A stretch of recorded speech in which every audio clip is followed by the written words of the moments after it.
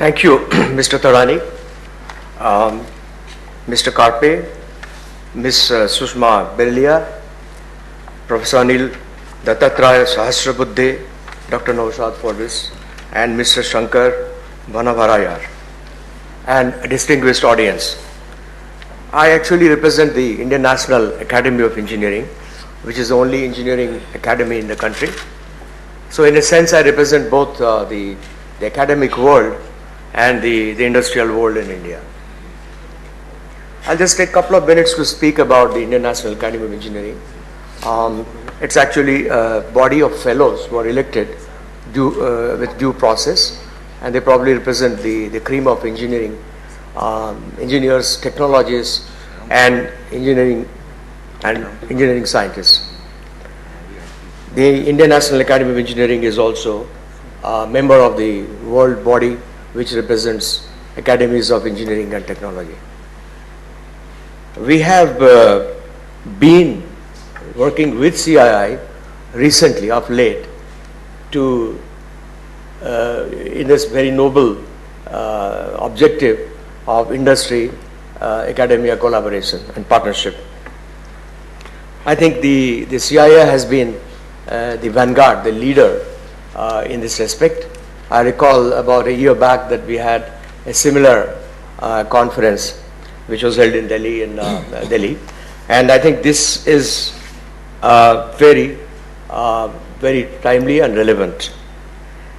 The fact is that the university represents the education, both technical and non-technical education.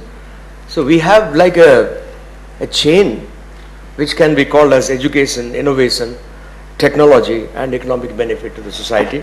The university, as I mentioned, is the vanguard of education, and the industry is the spearhead of the technology and invention. This is very relevant today for India because India is going, I think, for the first time through a phase of urbanization. And this urbanization, one of the slogans that we have, one of the visions that we have, is Make in India. And I think the success of this Make in India vision will largely depend on contributions both from the academic world as well as from the industry. Industry represented by, say, manufacturing.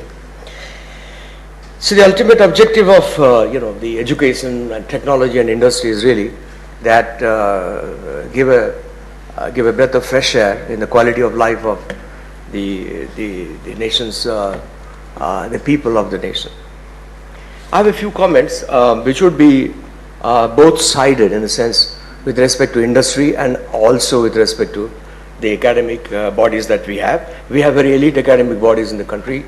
For example, the IITs, the NITs, and other institutes of higher learning. The fact is that we have had a small beginning in industry academia collaboration. It's not really much to write home about. INA, of course, is very thankful to AICT, the All India Council of Technical Education, because as early as the late 90s, 99 in fact, we introduced jointly with AICT a scheme called a Distinguished Visiting Professor Scheme, which facilitated technologists, outstanding technologists from the industry, to go to academic institutes and take the music of the industry, so to say, to the academic bodies. The disconnect between academic bodies and industry in India is very large when one considers the fact that we have a large body of very educated people working in the industry, highly educated people working in the industry. India is one of the few countries, if I may mention this. Now, 99 to 2015, of course, we had some experience, limited experience with this experiment funded by AICT, but it has been successful. We also have a reverse scheme in the Indian National Academy of Engineering, which is that the academicians, the professors from the institutes, can go to the industry funded by the INA and AICT and spend time there looking at what's happening in the industry. The matter of fact is that whether it's India or United States or any country you take, there isn't just one single center of knowledge creation. Now, knowledge is created in many different places, including at the universities, at the R&D institutions, and also in the industry. In fact, in many respects, the industry is far ahead of the academia in knowledge creation and knowledge utilization. So, there has to be exchange between the academia and the industry for the benefit of society. I have a few points because of the limited time, which I'll just go through. And this is with respect to the Indian scenario only. But I would like to quote Charles West, who was a former president of MIT, and later on he was the president of the National Academy of Engineering in the United States. What he said is that you can't contribute to society unless the academia and the industry and the government work together. So it's a tripartite initiative that would be successful in giving something back to society on a large platform. In India, we have, as I mentioned, we have elite institutions like IITs and other education institutes, and we have very brilliant technologists working in the industry, taking the industry forward in terms of efficiency, energy efficiency, in terms of cost optimization, in terms of new products, in terms of new services from the industry also. But the disconnect is pretty large, as I said. One that lacks in Indian universities, particularly technical institutions, and there are many of them here, is that we have no orientation towards patenting. For example, that Indian institutions, engineering institutions, do not produce a significant number of patents. If you look at United States or China even, all the technical institutes there, they are also engaged in the game of patenting their inventions. Patents are important. The patents orientation in academic institutions is important, because I'll make a quote here. Patents promote innovation and can enhance potential research funding from the industry, corporations and business houses to invest in university projects. And if you see United States, of course, you see at the height of it that the universities are the beneficiaries of large projects funded by the industry. It doesn't happen in India.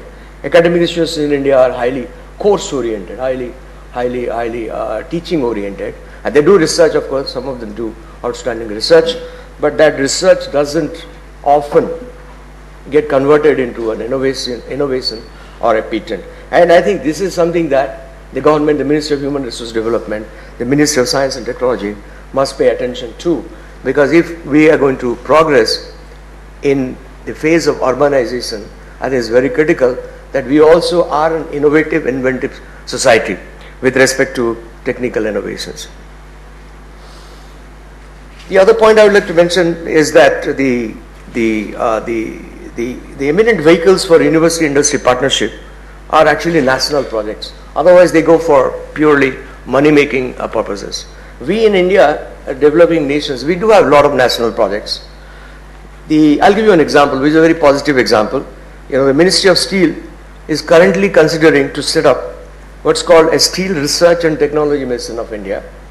It will be part funded by the government, but also major funding will come from the industry, and there is agreement between the large steel companies that they would do so.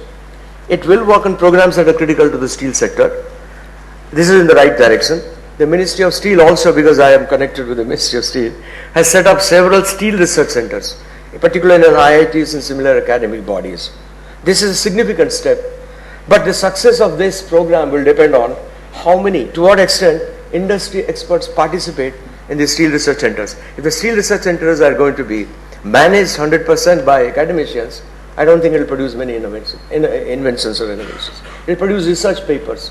But mind you, all research papers, all of us have published hundreds of research papers. All research papers do not lead to an innovation. They advance, of course, our understanding of certain scientific frontiers, but otherwise they do not necessarily result in an innovation.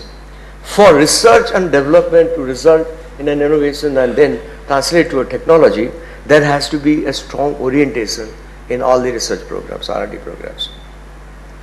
There is also another pointer for industry leaders, and the industry leaders at their level should spend some of their time as corporate honchos or leaders in actually attracting students and even young teachers to the industry through internship programs with a suitable compensation package. In India, unfortunately, this is not happening. There are companies I can quote who have internship programs to attract good students, but I don't see that happen on a large scale. The country today has also several R&D institutions. I mean, to name a few, like BARC, very prestigious institutions, DMRL, DRDL, NCML, and of course the behemoth that is CSIR.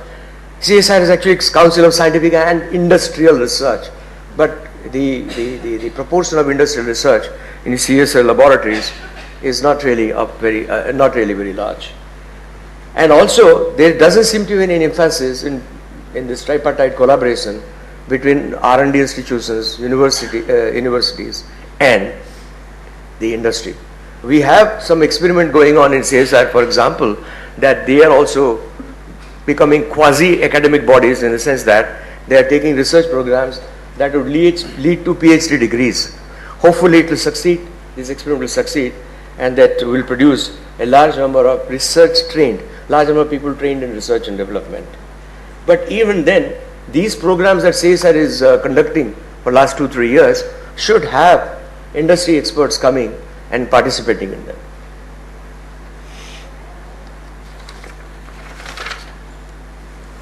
Finally, I would like to mention a point that how Indians are doing so well in being inventive and taking patents in the United States. Dr. Sangeeta Bhatia in 2014 was the winner of the what's called the Lemelson MIT Prize in 2014, and for having 11 patents and applying for 127 patents on micro and nanotechnology for 2-3 I'm just mentioning that the Indians are as good as anybody in the world. The question is that we must have the right environment and right orientation to become more inventive. It isn't that by nature we are not innovative or inventive. It is that we have as much potential to be inventive and innovative, but we need to create that kind of an orientation. And I think both industry and the academic institutions have a role to play. The other point I would like to mention is that there are industries in India which are making very rapid progresses, particularly in the information technology and telecom industry. I don't see them actually coming forward to interact with academic institutions. And the whole development of the evolution of the IT industry in the United States is of course mostly outside the academic world, but still has a strong collaboration with the academic institutions like Stanford University or MIT or places like that. So there is no question about it that we need a more intense engagement. We need to have a stronger connection between industry and academia, and all of us have to apply our mind. The people in the industry, the people in the academia, and the people in the government must apply our minds to see that there is a significant improvement on the scale of this interaction than it prevails today. Thank you very much.